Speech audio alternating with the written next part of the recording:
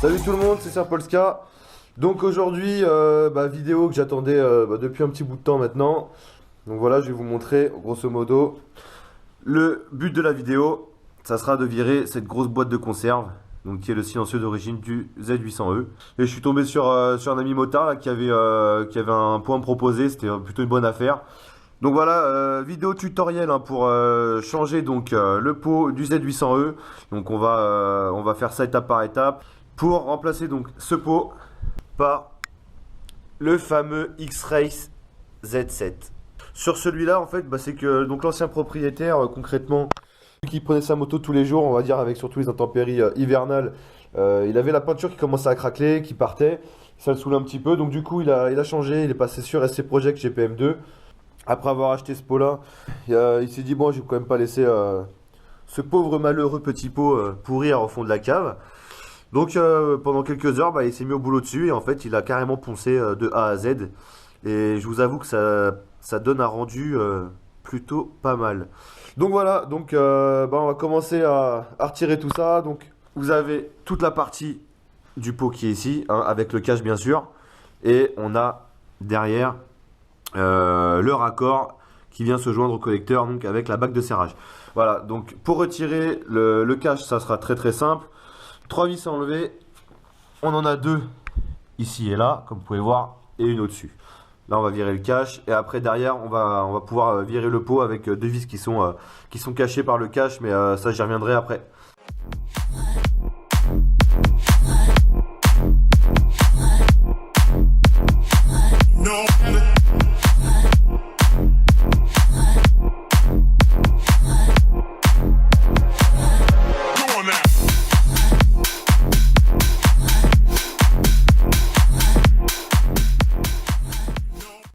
On a retiré le cache-pot, voilà ce que ça donne. Donc bon, c'est pas très beau, c'est vrai. Pour pouvoir retirer donc le pot du collecteur, on va dans un premier temps desserrer la bague qui est ici et dévisser les 2 points de fixation du pot qui sont là et ici. Donc là, rien de très compliqué, hein, il y a juste 3 vis enlevées et c'est terminé. Donc petite astuce aussi, quand vous retirez le cache du pot, vous oubliez surtout pas de remettre les vis aux endroits où vous les avez dévissés. Très important, parce que tout simplement si vous les laissez sur le cache comme j'ai pu faire une fois, et les vis en fait vont tomber et après bon courage pour retrouver quelle vis va à quel endroit. Bon, petite astuce, hein, pas compliqué, mais bon c'est bien à savoir aussi. Voilà, on regarde ça en vidéo.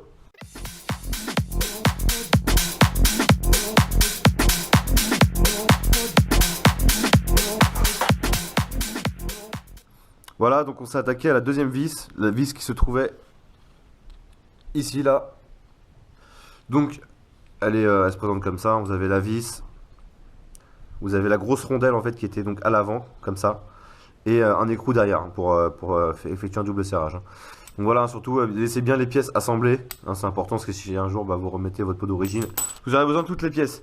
Donc pareil, un petit rappel, je sais pas si j'ai dit tout à l'heure, pour cette vis là, j'ai rencontré une petite résistance donc au niveau du desserrage. On a regardé un peu derrière. Effectivement, il y a une rondelle aussi qui empêcherait le WD-40 de passer. Ce qu'on a fait, c'est qu'on a injecté du WD-40 un peu autour du pas de vis et également derrière. On a laissé agir 5 minutes. Petit test avant de reprendre la vidéo. Effectivement, la vis vient toute seule. Hein, donc ça, c'est la magie produite par le WD-40. Et aussi la magie que j'avais du mal à trouver le trou. Voilà. Comme dans du beurre.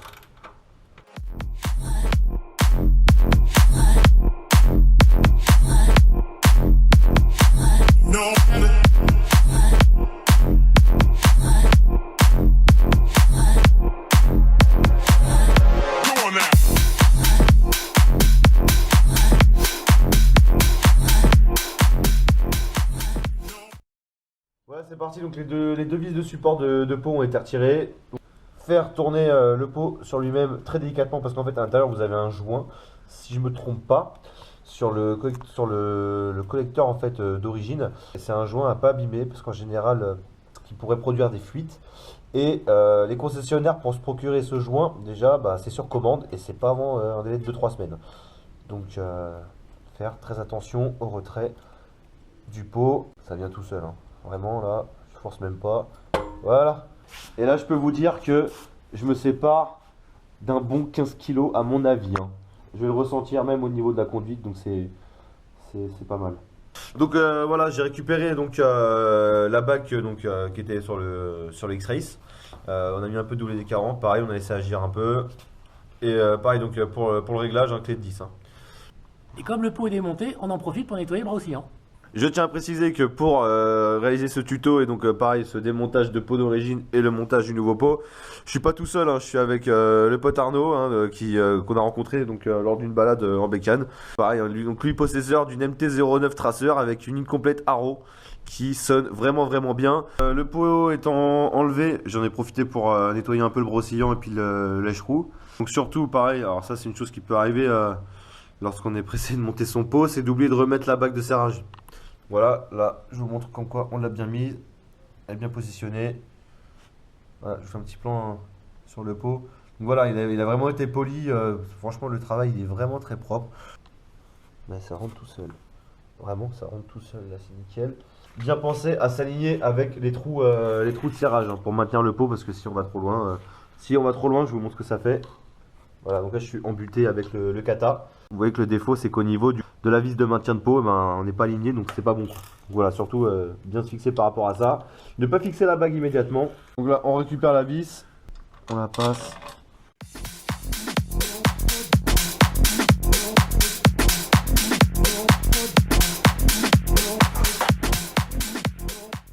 Donc là, voilà, on a monté le pot.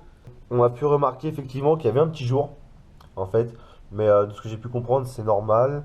On vient supprimer le jour avec la bague de serrage.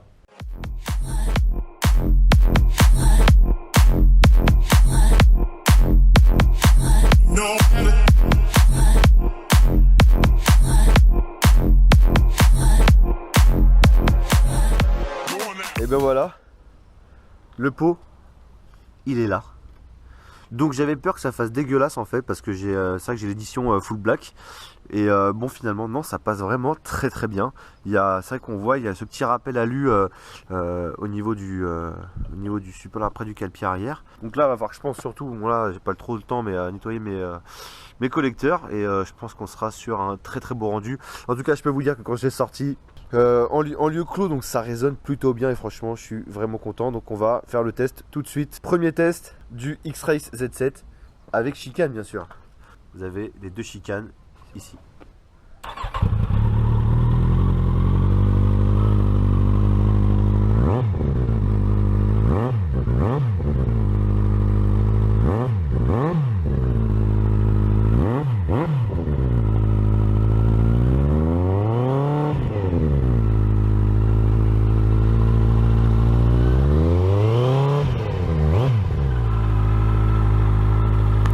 On a enlevé une chicane, on en a laissé une et on va voir un peu la différence.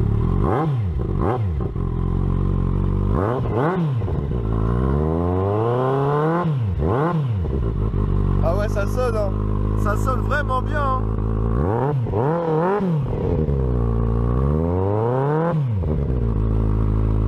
Et maintenant, comme vous pouvez constater, il n'y a plus rien du tout. C'est à 100% déchicané.